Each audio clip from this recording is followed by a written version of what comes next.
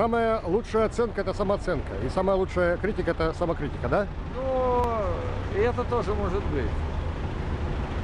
Ну и как вы оцениваете свой труд?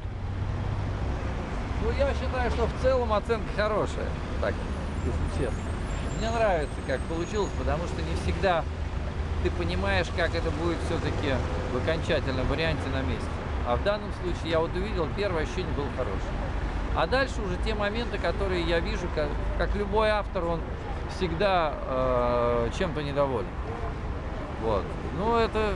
Да, это всегда было и есть, и поэтому, может быть, там где-то что-то я бы, так сказать, чуть-чуть сделал бы иначе. Но так, в целом, вот у меня ощущения хорошие, и за работу мне не стыдно, а уже как можно было бы что-то сделать иначе? Ну, наверное, что-то можно было сделать иначе. Хотя, в общем, я так, в принципе... Этот памятник очень фундаментальный и красивый. Есть тут возможности для общения Да. с объектом, потому что здесь будут, я думаю, Сидеть. да, студенты Да, залезать да. сюда.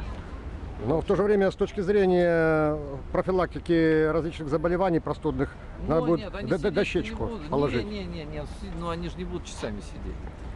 Они просто могут подойти, присесть и уйти. Вот и все. Поэтому Так, здесь такого сидения здесь не должно быть. Поэтому Да, профилактики здесь заболеваний. Так, а вот такой вопрос. Каким значимым великим людям советского периода Да. вы сделали скульптуры? Советского периода Рахманинов, Екатерин Сорокин,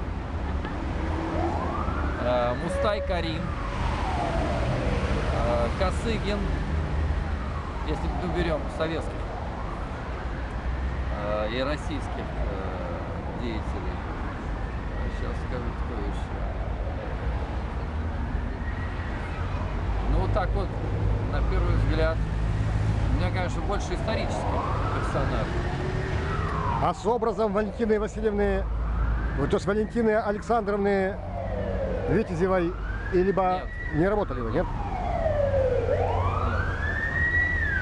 Спасибо. Ладно, все, спасибо.